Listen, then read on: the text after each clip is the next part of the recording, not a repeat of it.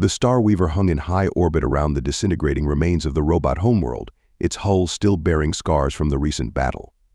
On the bridge, Admiral Jack Cooper stood rigid, watching as a sleek, Black Earth command vessel approached. Sir Lieutenant Greystone's voice was tense.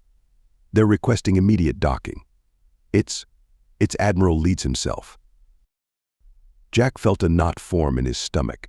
He'd known this reckoning was coming, but he'd hoped for more time. "Grant them access," he said, his voice steady despite his apprehension, "and inform Zax Lath. He should be here for this." Minutes later, the bridge doors hissed open.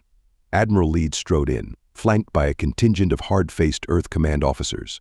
Jack snapped to attention, offering a crisp salute. "Admiral Leeds, welcome aboard the Star Weaver." Leeds didn't return the salute. His eyes were cold as he surveyed the bridge, taking in the mix of human and Zar Quinn crew members. "At ease, Cooper. We have much to discuss." As if on cue, Zax Lath entered, its skin rippling with cautious colors. "Admirals, what is the meaning of this?" "Visit." Leeds turned to the Zar Quinn, his voice sharp. "This isn't a visit. This is a declaration. By order of Earth Command, all Zar Quinn forces are hereby subject to the authority of the Earth Empire." A shocked murmur ran through the bridge. Jack felt his heart race. "Sir, with all due respect, the Zar Quinn are our allies. They fought and bled beside us." "They fought and lost," Cooper Leeds cut him off. "Just weeks ago, they were our enemies. Now, they'll serve the Empire's interests." Zax Lath's skin flashed with indignant colors. "This is outrageous. We agreed to an alliance, not subjugation." Leeds ignored the Zar Quinn, turning back to Jack. "As for the robots, all non-sentient units are to be disassembled and studied immediately. We need that technology to build our defenses, to expand our reach." Jack felt a surge of protective anger. "Admiral, those robots, sentient or not, they're refugees. We can't just—" "We can, and we will," Leeds snapped. "There's more at stake here than you know, Cooper. Threats you can't even imagine." Jack hesitated, his curiosity piqued despite his reservations. "What threats?" Leeds' expression softened slightly, a hint of the mentor he'd once been showing through. "War is coming, Jack. Not just with remnants of the robot forces, but with powers that make them look like toys. We need every advantage we can get." For a moment, the bridge was silent save for the low hum of equipment. Jack looked around, seeing the fear and uncertainty on the faces of his crew, human and Zar Quinn alike. He thought of Earth, of all they'd fought to protect. "What would you have me do?" Jack asked, his voice low. "Follow orders," Leeds replied simply. "Comply with the Empire's directives. Help us build the force we need to keep humanity safe." Jack closed his eyes for a moment, feeling the weight of the decision on his shoulders. When he opened them, his voice was firm. "I'll comply, sir. For Earth." Leeds nodded, a hint of approval in his eyes. But it vanished quickly. "Understand this, Cooper. You're on thin ice. The only reason you're keeping your rank is your status as a war hero and the lives your recent call saved. One more misstep, and you're done. Is that clear?" "Crystal clear," Sir Jack responded, fighting to keep the bitterness from his voice.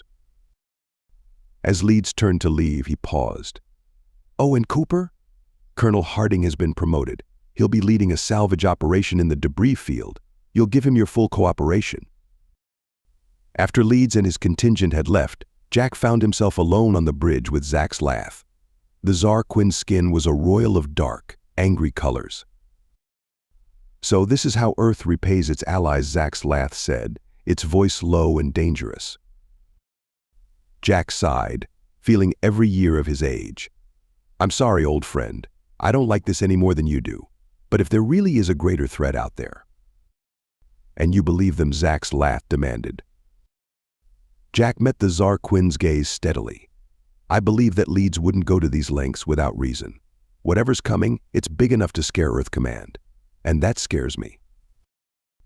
Zax Lath's colors shifted, anger giving way to a reluctant understanding. "What will you do?" Jack straightened, squaring his shoulders. "My job. I'll follow orders, but I'll do everything in my power to ensure both our peoples are treated fairly. And I'll find out what this threat is." As Zach's laugh left, Jack turned to the viewport, staring out at the stars. He was a soldier, a human loyal to Earth. But as he watched the Earth Command vessel depart, he couldn't shake the feeling that the real battle for the soul of the Empire and the future of multiple species was just beginning. With a deep breath, Admiral Jack Cooper prepared himself for the challenges ahead. He was walking a razor's edge now, between duty and conscience, between loyalty and ethics.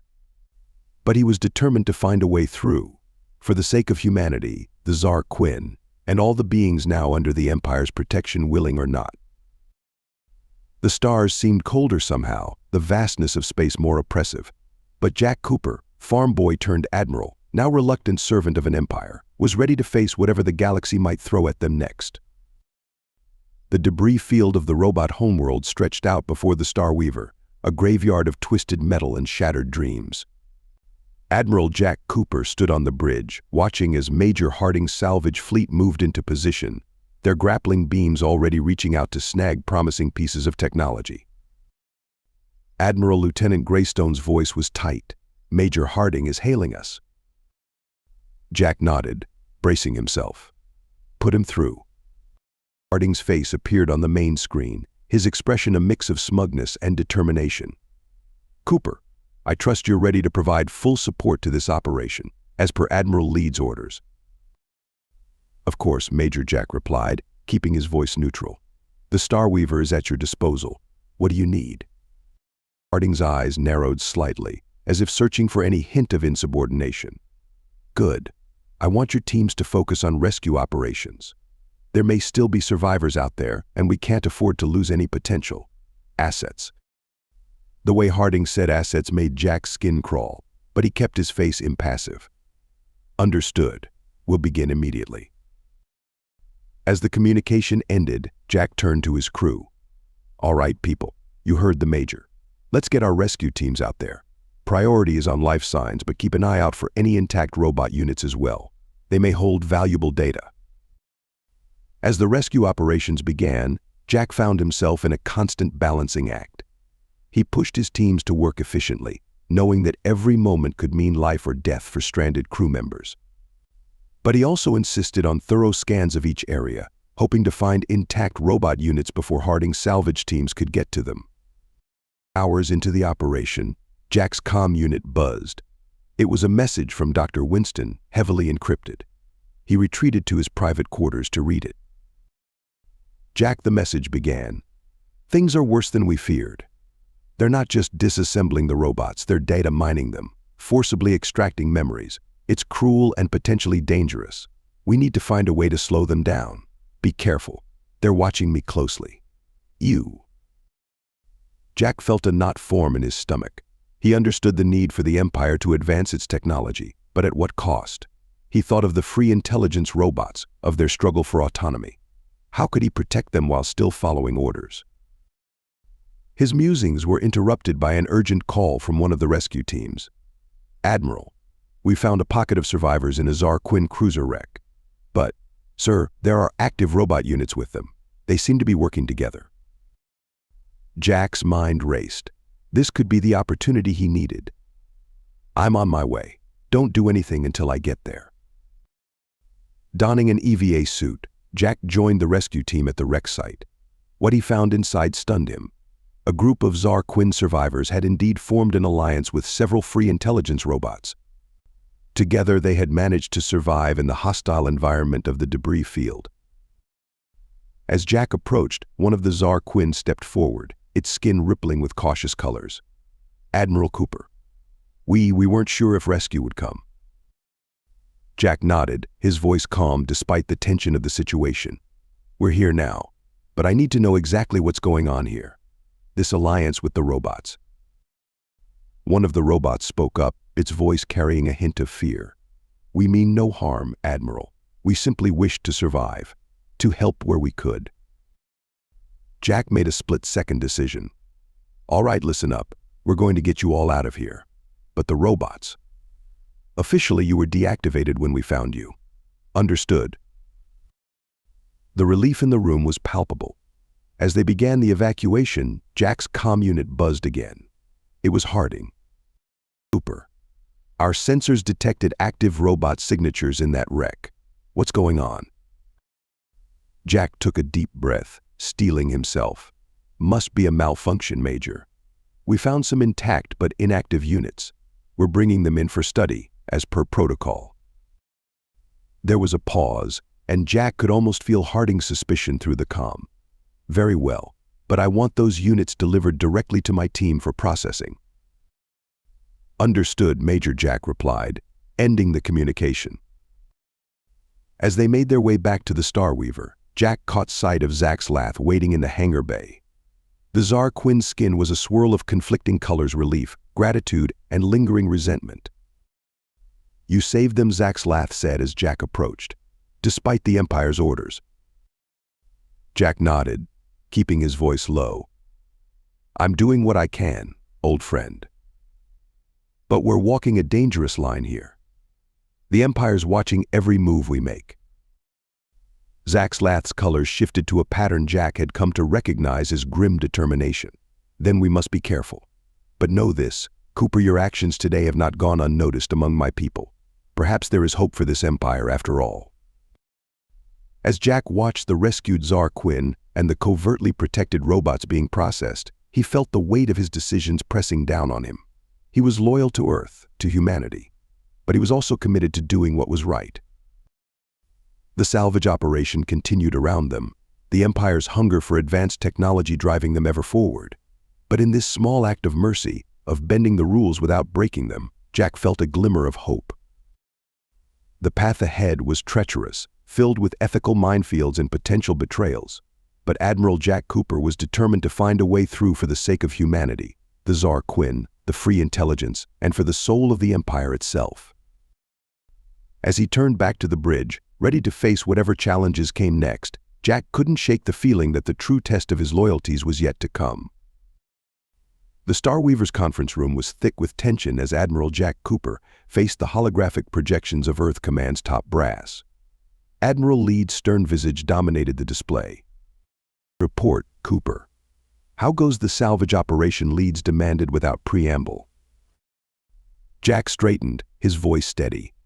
Proceeding as planned, sir. Major Harding's teams have recovered significant quantities of advanced technology. Our rescue operations have also been successful, saving both human and Tsar Quinn lives. Leeds nodded curtly. Good. And the robot units? Jack felt a flicker of unease but kept his expression neutral. All recovered units have been turned over to Major Harding's team for processing, as ordered. Excellent, Leeds replied, but his eyes narrowed slightly. Now, Cooper, it's time you understood exactly what we're up against. Major Harding, if you would. The hologram shifted, and Harding's face appeared. Admiral Cooper, our salvage teams have uncovered something. Disturbing, he paused, his expression grim. We found evidence of an external threat, one that makes our recent conflict with the robots look like a mere skirmish. Jack leaned forward, his curiosity piqued despite his weariness. What kind of threat are we talking about, Major? Harding's image was replaced by a series of holographic star charts and alien ship designs, unlike anything Jack had ever seen. We're calling them the Nexus. From what we've pieced together from robot data cores and intel from subjugated alien races, they're a hyper-advanced civilization from beyond our galaxy. And they're coming. The room fell silent as the implications sank in. Jack's mind raced, remembering fragments of conversations with rescued alien crews, whispered fears that had seemed paranoid at the time. Leeds' voice cut through the silence. This is why we need every scrap of technology we can get our hands on, Cooper. Why we can't afford to be squeamish about how we get it. The fate of not just humanity, but every species in our galaxy hangs in the balance. Jack nodded slowly, a new understanding dawning. The Empire's aggressive actions, while still troubling, suddenly seemed more justified. How long do we have? Harding's face reappeared. Best estimates give us a few years, maybe a decade at most. We need to be ready. As the briefing concluded, Jack found himself alone in the conference room, his mind whirling with the enormity of what he'd learned. He was so lost in thought he almost didn't notice Zax Lath enter. You look troubled, my friend the Tsar Quinn observed, its skin rippling with concerned colors. Jack sighed, debating how much to reveal. Finally, he decided on the truth. We're facing a threat bigger than anything we've encountered, Zack's laughed. A threat to our entire galaxy. As Jack outlined what he'd learned, he watched Zaxlath's colors shift from skepticism to growing alarm. By the ancestors, Zaxlath breathed. If this is true, it explains a lot. Jack finished. The Empire's aggression, the push for advanced technology. They're trying to prepare us all for a war, unlike anything we've seen. Zaxlath's colors settled into a pattern of grim determination. Then perhaps it is time my people and yours truly united, not as conqueror and subject, but as allies against a common foe. Before Jack could respond, his comm unit buzzed urgently. It was Dr. Winston. Jack, we've made a breakthrough with the robot data cores. You need to see this, now. Minutes later, Jack and Zaxlath stood in Dr. Winston's lab, watching in awe as holographic displays showed the last transmissions of the robot civilization before their fall. It's them, Winston said, her voice hushed. The Nexus. They didn't just destroy the robot homeworld. They consumed it, absorbed its technology, its very essence. Jack felt a chill run down his spine. The threat was real, and it was more terrifying than he'd imagined. But as he looked around the lab, at the human and Tsar Quinn working side by side, at the carefully preserved robot units, he felt a glimmer of hope. We need to bring this to Earth Command, he said, his voice firm. But more than that, we need to find a way to work together, humans, Tsar Quinn, robots, every species we can rally. It's the only way we'll stand a chance. Zaxlath's skin rippled with agreement. Indeed. But will your Empire listen? Jack's expression hardened with determination. They'll have to. Because if we can't unite, if we can't find a way to work together, then the Nexus has already won. As they left the lab, plans already forming, Jack couldn't shake the feeling that they were racing against time. The Empire's methods still troubled him, but now he understood the desperate drive behind them. The real challenge lay ahead, convincing Earth Command to see beyond conquest, to forge true alliances in the face of annihilation. The fate of the galaxy hung in the balance, and the clock was ticking. The Starweaver's engine core thrummed with barely contained power as Admiral Jack Cooper strode through the corridors. The ship had been retrofitted with salvaged robot technology, pushing its capabilities to new limits. But at what cost? Admiral Dr. Winston's voice called out. She hurried to catch up, her face a mix of excitement and concern. I need to talk to you about the latest round of robot data extraction. Jack nodded, ushering her into a nearby empty conference room. What's the situation, Doctor? Winston's eyes darted nervously to the door before she spoke. They're pushing too hard, Jack. The methods they're using. It's not just unethical, it's dangerous. We're risking corruption of the data, not to mention potential damage to any latent AI consciousnesses. Jack felt the now familiar weight of conflicting loyalties settle on his shoulders. I understand your concerns, Emilia. But you know what we're up against. The Nexus. I know, she interrupted, her voice tight. But there has to be a better way. I think I'm close to a breakthrough, a method that could allow us to interface with the robot data cores without risking damage or ethical violations. Before Jack could respond, his comm unit buzzed. It was Major Harding. Cooper. My office now.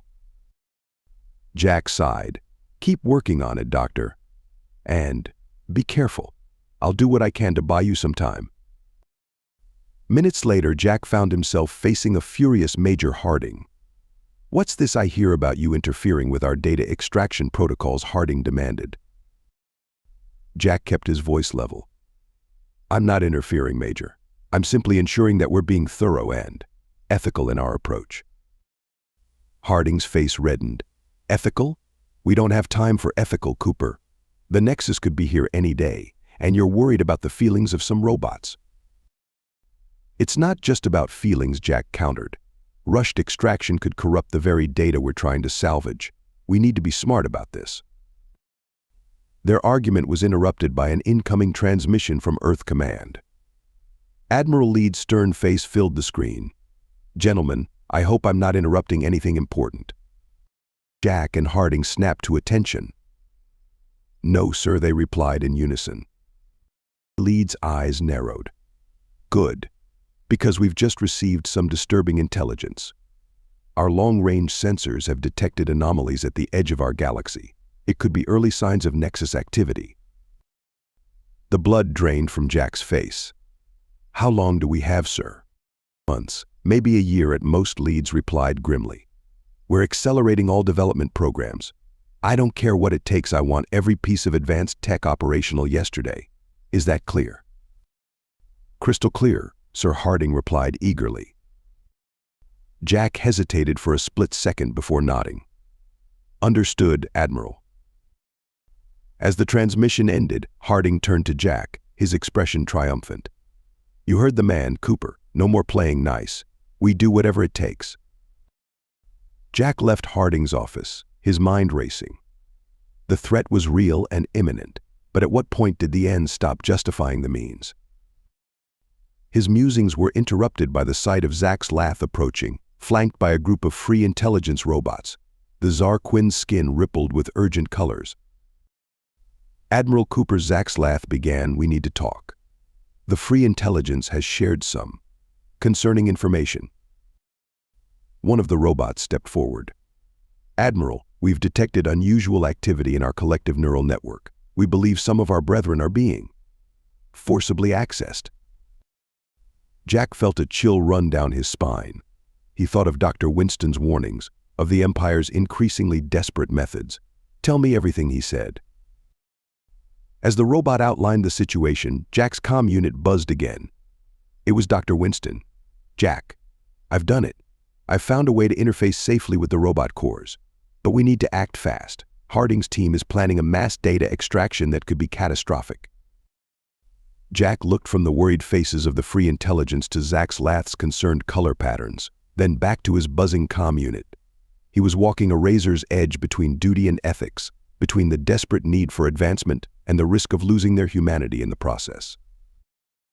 In that moment, Admiral Jack Cooper made a decision that would shape the course of the coming conflict. Dr. Winston, implement your interface method immediately. Zack's Lath, gather every free intelligence unit you can. We're going to the data extraction center, he paused, taking a deep breath. It's time we showed the Empire that there's a better way to face this threat. As they moved through the ship, gathering allies and steeling themselves for the confrontation to come, Jack couldn't shake the feeling that everything, the fate of humanity, of the Zar Quinn, of the free intelligence, of the entire galaxy hinged on what happened next. The Nexus was coming. But the real battle, the fight for the soul of the Empire and all it sought to protect, was about to begin right here on the Starweaver. Admiral Jack Cooper, farm boy turned galactic peacekeeper, squared his shoulders and prepared to face whatever consequences might come. Some lines, he realized, simply couldn't be crossed, not even in the face of annihilation. The Data Extraction Center was a hive of frantic activity when Admiral Jack Cooper arrived with his unlikely alliance of Zar Quinn, free intelligence robots, and Dr. Winston. Major Harding's team barely looked up from their work, the urgency of their task evident in every movement. What is the meaning of this? Cooper Harding demanded, his face flushing with anger as he noticed the group. Jack stepped forward, his voice steady. Major, we have a better way. Dr. Winston has developed a method to interface with the robot cores safely and efficiently.